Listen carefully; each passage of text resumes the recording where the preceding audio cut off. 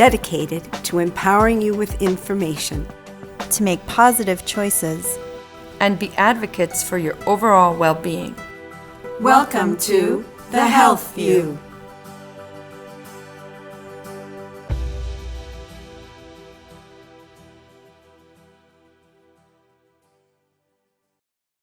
Welcome to The Health View. This is Yvonne Dunitz, and with me as my co-hosts are Dr. Margarita Ochemaya and Dr. Laura Chan. And today we're going to be talking about how food makes us sick. And for all of us, when we think about it, we've had that occasion that, oh boy, when we might eat a piece of food, or we've had some dinner or lunch somewhere, we might have been on the run, or we just had something, and then all of a sudden, not too long after we eat, we get this feeling in our stomach. We might get a little crampy, we might get a little bloated, we might feel like, oh, where's that bathroom? I might need to get there really quickly because I may have diarrhea, and usually we may just have that. Or we might get a feeling of nausea. All of a sudden, something's not right. And we realize, oh, we need to get near someplace close where we may, in fact, get sick. It's different from that butterfly feeling that we have in our stomach sometimes if we're really excited or if we're stressed or anxious. But sometimes food can make us sick. And today we're going to talk about that. And Dr. Chan, I'm going to call you Dr. Laura for the show, and I'm going to call you Dr. Margarita now that everybody officially knows your last names. But let's talk about how food can make us sick. Absolutely. So you brought out the most obvious way that food makes you sick, the food poisoning type of sickness that many of us have experienced when traveling or just on the run, like you say. But there's some more subtle ways that food can make you sick that I think people aren't aware of as much. And those are food allergies, food sensitivities, food intolerances, and then celiac disease. And I find that people get a little bit confused about the difference between what those are. For instance, you go to a restaurant and the waitress says, if you have any allergies or sensitivities, just let us know, and we'll try to be mindful of that. And so the language gets a little bit unclear, but it's a common problem. And what I'd like to do today is explain the difference between some of those and how people can find out about that. So shall I jump into that now? I'd love you to jump right into it, because allergies are one that, you know, when you ask about, when the waitress asks you that, a lot of people have nut allergies or a variety of things. And that, I would think, relates with them very much. Like, what do they do? How do they express it? What do they do? Where do they eat? What do they choose? Absolutely. So you pointed out a very common one, a very common allergy, which is a nut allergy or a peanut allergy. And so I'll explain that one first. An allergy tends to be a little bit more obvious. It's an immediate reaction to food that the immune system creates. And so we've heard about those cases, or perhaps even seen them or experienced them ourselves. Like young hives or rashes. Yep, or the throat closes. Or even the throat closes, and you can die. The most frightening would be anaphylaxis, when a child eats a peanut and the throat closes. Would be an extreme example of that. So allergies are relatively common, and so they're more easy to figure out because they're more obvious, and there's straightforward testing for them. Someone can go to an allergist and be tested for them and determine what they are, and then you need to treat it by avoiding those foods. And is that testing like blood tests? There is blood testing, or some people are familiar with the skin prick testing, which is a common way to test as well. So a food allergy is not uncommon at all. Peanuts are some of the most common foods, as are milk products, and wheat and soy can be very common allergens as well. So that's different from a food sensitivity. This is also a word that I'm hearing increasingly commonly. People are talking about food sensitivities a lot. You might find on the menu at a restaurant it says gluten-free options over here, or if you have any sensitivities. And a food sensitivity is a little bit different than an allergy. It's a slower response of the immune system. So back to an allergy where you have an immediate response, such as hives or the throat closing or itchy mouth, something like that. Food sensitivity is a little bit more subtle, perhaps, and doesn't happen right away. It can happen even as late as 48 or 72 hours later. So perhaps someone has a milk product, they feel fine afterwards, and then hours later, little bit of a stomach ache, a headache perhaps, or even things that they've had for a while, such as eczema or psoriasis. So something like that can be a longer-term reaction to a food sensitivity. Even something like asthma can sometimes be triggered by a food sensitivity. And how does one find out if they have a food sensitivity? That can also be done through a food test, a blood test. But the gold standard for doing it, the most thorough and best way to test for it, is to do what's called an elimination diet, where you cut out of your diet the most common food allergens and sensitivities. And I could talk in a bit about what those are. And then you wait a few weeks, eating a very simple diet, and then you add those foods back in one at a time. And you pay attention. Did you have a flare-up of rash? Did you get a headache all of a sudden when you ate one of those foods that you had cut out? So that's called an elimination diet, and that's really considered the gold standard. But there is some blood testing that can be done to see if your body is creating a delayed immune reaction. And an elimination diet, is that supervised by a physician? It can be. Or can one do that all the way on their own and begin to really find out from their own basis what is causing them to have trouble? Just start eliminating certain foods that they eat? One could do it on their own if they had a good resource and really read about the proper way to do it. It's something that I explain to people frequently in my practice, so it can be helpful to get a little bit of guidance on it. But it's certainly, one could figure out how to do it on their own. Okay. Yep. Do you want to jump in? Yes, I thought I would also add a little bit on talking about the immune system and how what is the substance of what happens in your body when you have an allergy. What happens is that we have an immune system, which is like our Department of Defense. So it kind of defends our body from anything that we would think is foreign or is actually coming into our system that we do not recognize as ours.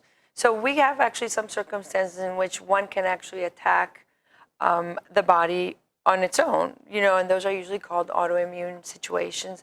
But an allergy is, instead of attacking one's body, an allergy would be attacking that substance that the body seems to not be really getting along with that.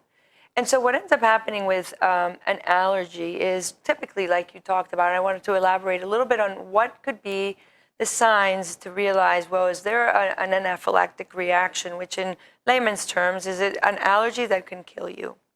And I think it's important to educate our audience in understanding, if there is tongue swelling, if there is difficulty breathing, or somehow you're breathing faster, or in a circumstance in which, this could be in a second. This is not really a slow response. So people who have allergies, for example, the more common ones are bees or, like you said, peanuts. But specifically, it's the immune system. And then if we take it a little bit further, when you were talking about, when it becomes a little more subtle. So you presented the symptoms as when we are having a stomach ache, when we're having gas and bloating or heartburn, or it coming in one direction or the other. But importantly, regular bowel habits are very important to have a particular pattern for humans. And so when you're having one-time constipation and one-time diarrhea, there can be slightly, you would think it's just part of the day, but very importantly, the hydration, regular exercise to kind of keep things moving. And in the summertime, it's really important when the heat is the way it is for people to keep hydrated. And we always say at least 6 to 8 8-ounce glasses of water a day, and hydrate with water, not soda, not juices, but very water. Very important with that. And just to finish on that point, so like irritable bowels or very common symptoms of food intolerances as well as food allergies could be that you have frequent diarrhea, frequent constipation, the alternating bowel habits, and really when food doesn't agree with you. And, I think, what do you think about that, Laura? I mean, that kind of correlates with the two sides of what we're talking about. It does, absolutely, and you make a good point. And I would also like to point out one thing when we talk about intolerances. My understanding is that that's even a little bit different than the immune reaction.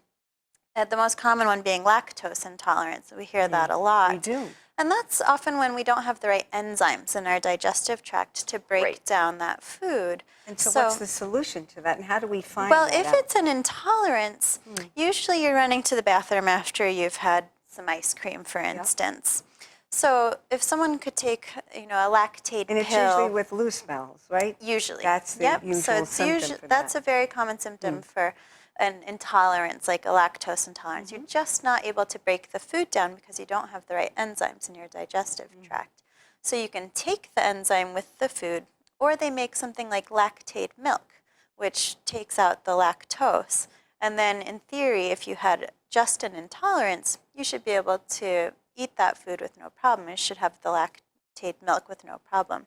However, if it's an allergy or a sensitivity that is causing you to have a problem with the food, then even if you have the lactate milk or even if you take the enzyme, you're still going to have an issue with the food. So that's when you switch up to almond milk, coconut milk, Exactly, and other types something of like milks that. as an Yep. alternative to that particular feeling. Right. I'd like to add a little bit Please. to that, and actually correlating what our viewers are seeing with the concept of digestion. So we definitely need to start digestion with chewing. Yes. Chewing your food properly, not eating really fast, but really taking the time to start the breakdown of food at the mouth. And then, of course, the importance of the acid in the stomach. I usually call it the dungeon of terror. And the reason why I call it is because in order for anything to cross into our body, it has to go through that acid wash. Yes. And it will kill the bad bacteria, and maybe the good bacteria are given a chance. And so we can go into detail a little bit later on the bacteria, but then comes the gallbladder. And a lot of people think that the gallbladder, like the appendix, is just something that they just took out. And that's located And where that's in the body? located right beside the liver. Right. And usually if somebody has gallbladder pain, it would cause significant pain and whatnot. But then, like you said, it could be a subtle deficiency in enzymes and being able to break down that food. So even in people who eat quite healthy, they might have an intolerance to an avocado. And an avocado is healthy, do you agree? I do. But then again, there's no digestion, causing then likely more the diarrhea. So again, important that what we eat helps us to, when we're hydrated and eat good food and everything else, what we're looking for is a normal bowel cycle, so that each day, or how often should people go? A lot of people wonder, how often is normal? Well, I think it's very individualized. I mean, it varies depending on the metabolism and also the content of fiber in our diet. And that's why we always talk about the vegetables and things that would have high fiber in our diet. So somebody who would have a very high fiber diet might have up to 3 bowel movements a day. But I think fixating on the number is a little bit difficult. But what we could say is a human being will have a pattern. Yep. You will have a regularity of your own. If it's going to be once a day, if it's going to be twice a day. The diarrhea but isn't normal. if it's one day, 3 times a day, and then Right. 3 or 4 days without having a bowel movement, Sure. that would be something to pay attention to, because your gut is telling you that it is not really kind of working well. Of course. I And then, Laura, I think it's important to have at least one bowel movement a day, Right, I as think, a part of general cleansing, health and detoxification, cleansing. good Yeah. health, So, a and minimum. ideally it should be well formed. And Absolutely. if that's not the norm for someone, then one might consider changing their diet or finding out if they have food allergies, sensitivities, or an intolerance, or perhaps there might be something wrong Going on with with the their organs enzymes, or the gallbladder, or yeah. they're not chewing well or not hydrated. There's so many different ways and different variables. So you covered the sensitivities, you covered the allergies. We began to cover a little bit about the disease components related to the organs. Are we missing anything in this regard? Was there anything else that we needed to cover? One thing The intolerances? One thing that I think is important to discuss along with the organ systems is the environment in which we eat and Very important. whether or not we're stressed. Because if we're stressed, we have a lot of our nervous system in our digestive tract. And when people are under stress, we tend to contract, and that nervous system is very active in a way that doesn't allow for proper digestion. I like to describe it as we have our fight or flight side of our nervous system, and then the other side I like to call it the rest and digest side. And if we're running around, we have a busy day, and you're in your fight or flight state of your nervous system, we don't digest very well. And so in order to have those healthy bowel movements that we're discussing and to eliminate properly, we need to be in a calmer state and to let that part of our nervous system Which is relax. interesting, because when we are in a rush, we don't necessarily chew. No, A you're lot of probably eating people quite, just swallow. quite fast. They eat fast. They don't even know what they're eating. they're inhaling. And they might do it inconsistently. It could be all throughout the day, or they may skip a meal, or they eat a large meal and then mix it all up. And then, of course, there's the food that perhaps is spoiled. Yes. Yep. So maybe you'd like fresh. to comment about that, food that's not fresh or spoiled, and how that responds to the body, because that could be holding some bacteria in it. What should people And especially be looking now for? with a lot of our barbecuing outside, and the chicken. Right, the chicken. The chicken actually can be left outside, and it can grow salmonella. And so, yes. And very quickly, can it not? Yes. Especially with this heat. And it can be really and it be can, difficult. And the salmonella can be pretty, in some cases, be even lethal. So I think food preparation is very important, like you said, in terms of the symptoms of being ill, and then the frequency at which we eat. And then lastly, what you mentioned in our nervous system and how it affects, butterflies in our stomach has a reason of why we say that. It's the nervous stomach. But I will add one more thing, is the emotional component of eating, because usually when we go out, we celebrate, we go to eat. We go to a restaurant. Or if we're having a family meeting or a family gathering, we actually eat. And so in some circumstances, we forget the reason why we're eating and tend to overeat. So it would be a circumstance in which food can be healthy, but it can still make you sick if you overeat. So you're talking and speaking about mindful eating. Yes.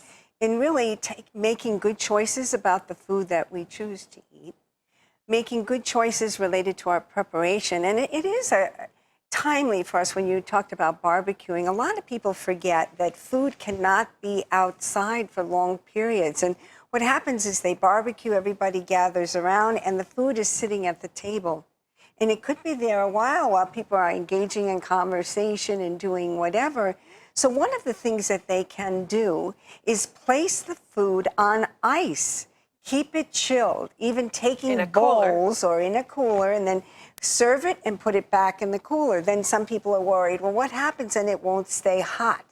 Well, better to be cool and refrigerated than to be over hot. It just takes a minute or two of this type of heat to really spoil food. It does. And then people have terrible reactions to it. And so we want to make sure everybody's healthy and thinks about that. And also, as they choose the food that they're going to eat, perhaps think about items that don't require as much refrigeration. And a lot of people, if they're going to choose to eat outside, maybe keep the food inside. If you have air conditioning, let your guests or your family take the food, put it on their plate, not take too much. They can always go back and get more in the air-conditioned room. Take what they have and enjoy eating. When we were growing up, when you talked about eating, I remember we were always told, chew at least 20 times before you go for the next bite. How many people do that? They really don't. 20 times? 20 times? No. That's a lot of chew. That's a lot of chewing. When we eat mindfully, and I would encourage people to eat mindfully, because when we take the time to look at the food and appreciate where the food came from, really admire the texture, the color that it came from Mother Earth or wherever it came from, right? Beautiful. And then be able to touch it, to feel its texture, to smell it, to be able to really smell it. And then when we take the bite, before we begin the chew, to really taste it, roll it around. When we eat mindfully, we roll it around the tongue to taste the juices and get a sense of what it really tastes like, and then to slowly chew. I always love to say to people, what about having and causing a celebration of mindful eating, where you prepare the most healthy meal that you can, and you go out to either your garden where you're growing a vegetable garden, or you go to the farm stands with all the beautiful fresh vegetables and fruits and everything else, and then you get whatever else you need from the grocery store, and you put it together and create a mindful, healthy meal. You're making me hungry. Right. And then if you have flowers from the garden or whatever, you put it on your table and you eat to enjoy the food, knowing that it's nurturing and nourishing you in a wonderful way to keep you healthy and well. And then when we eat like that, we take the time to have conversation, because both of you mentioned the mental and emotional aspects of eating, right? Absolutely. And some people eat for emotional response. because they're having difficulties with things. They're either stressed very or they're common. anxious. It's very, very common. There's data. Actually, there are some studies that have been published in talking about the degree of guilt that happens after eating. And it is about 60% of the people that responded to this questionnaire said that they would feel guilty after they finished eating. And I think ultimately we all know kind of what we should be doing, but yet life gets in the way. It does. But food can totally make you sick. And It's it a can high slowly percentage. create a problem, you know, where, yes, we talked to the allergy, we talked about, but I'd like to maybe go back a little bit more into what you were saying about the different concepts of what happens in the gut, you know, and finding ways that we can then tie it back to giving some solutions for giving some hope, because I think food has made us all sick. Yes. I'm sure I have had that It's a miserable experience. feeling. It is. Nobody likes and the to be more we sick. can prevent it, the better. Exactly, exactly. So what would be some of your recommendations? Well, we've talked together about this. Yeah. You know, first is identifying what your body is really telling you. Right. And taking a moment to connect with your body and realize, well, how are my bowel habits, right? And then, like you said, Laura, how important it was that at least one a day. And I totally agree. But then after that, it would be more, do I have bloating? Do I have gas? Like you had mentioned. Absolutely. And then lastly, it would be more what happens beyond that dungeon of terror. And if you pass that, and then of course we didn't touch about ulcers or things that would be more clinical, but then further down in the malabsorption. Because again, back to the concepts, people could say, look, I eat very, very healthy, but they don't know they have celiac and they don't absorb the food. Now, you mentioned celiac disease before, and it'd be interesting to explain to our audience, what is celiac disease and what are the symptoms of that? Celiac disease is an autoimmune disease. And what that means is that the immune system in our body, which Dr. Margarita explained is like our body's defense system, gets confused and starts to attack itself. And the reason it gets confused in celiac disease is because of gluten. Gluten is a protein that's in breads, it's in pastas, it's any wheat product contains gluten in it. And the body will, when it's exposed to gluten and someone has a celiac disease, the immune system will react to the gluten, and it does so in such a way that it gets confused and also starts to attack the lining of the small intestine. So the symptoms can be digestive. You can have diarrhea, loose stools, but it's actually a systemic problem. The whole body can be ill because of celiac disease. The main symptoms someone might have might be osteoporosis, believe it or not, because of malabsorption. Depression. Yep. Interesting. Depression would come out from celiac disease. Absolutely, very common. And is that because of the physical problems that are occurring in the body and how they're having to attend to that? Or is it having an effect on the hormonal balance within the... Both. Absolutely, both. I think most importantly, it's the overall state of malnutrition. And the brain requires a good amount of protein and amino acids. And proteins it's constantly, would be what? Well, we'll go into that a little bit more, forget. but most importantly is the nourishment and the requirement of the body of particular, not only what would be protein and carbohydrates and fats, which we know as macronutrients, Right. but the micronutrients is when we talk about the vitamins, the minerals, and some very important substances that are precursors for brain function items, you know. And again, I think depression, we feel a lot, anxiety, autism, bipolar disorder, there have been some connections in which you have some insufficiencies, and they might be in the dietary, of course, because where else do we nourish ourselves but food? Exactly. I've seen that clinically several times. And I'd like to add a point where we were talking about celiac causing these problems, but someone might not have celiac. They might have an allergy or a sensitivity, and it can still cause these systemic problems that aren't digestive. So again, something like an asthma or an osteoporosis or migraine headaches, those can all be related to a reaction to food and some malabsorption. Depression, I've even seen ADHD, hyperactivity. I've seen acne. Acne, for example, a can person be because of reaction. who doesn't tolerate milk, right? You know, Exactly. they say that. Yep. Yeah, so acne would actually might even be a milk allergy. So Yeah. Is it just Absolutely. milk or all dairy? It could be exactly. I think dairy. that it would be all dairy, and that includes butters and cheeses, Yes. which are hidden when we think we don't drink milk. But oh yeah, we do yogurt and cheese. Exactly. And so these are the types of symptoms, as we're making our audience more aware of their body and becoming experts on their body, that if they had or began to have symptoms like this, and they begin to figure out what's normal for them or not normal for them, Right. this would be important for them to tell their doctor. Yes, and Yes. I'd like to add a little point that I know Laura and I have a full agreement on, and you can elaborate on it, is the effect of our environment Yes. and our food. Yes. And so it's really not the poor eggs sometimes or the poor chicken. It's how they're being raised, how they're Exactly. being killed, And how they're being fed. and how they're being fed. And so Really the important. environment and toxins, would you like to talk about that, Laura? I would. I feel really passionate about this topic because I think it's affecting all of us in a big way. And that's the role of chemicals in and on our food and how that's contributing to how food makes us ill. So we know on our food there can be pesticides, which can really make us quite ill. And it has to do with a cumulative effect. So how much over time you're being exposed So it's very to important these. to wash our foods. And Yes, make wash sure. our food. And again, I mentioned this last week. There's a list called the Dirty Dozen and the Clean 15. And someone can just Google search that. And it's a list of the 12 most dirty foods. And that word I use a little bit loosely. It means the ones that are sprayed with the most pesticides. And then the Clean 15 are the produce that you don't need to buy organic because it doesn't have a high pesticide residue. And we'll put So- that at ycdholistichealing.com. Every time that you listen to our program, what we'd love you to do is be interactive with us. So if you, as you're listening to the materials that we're going over, if you have any questions or would like further information or another topic that you would like us to address, please go to info@ycdholistichealing.com.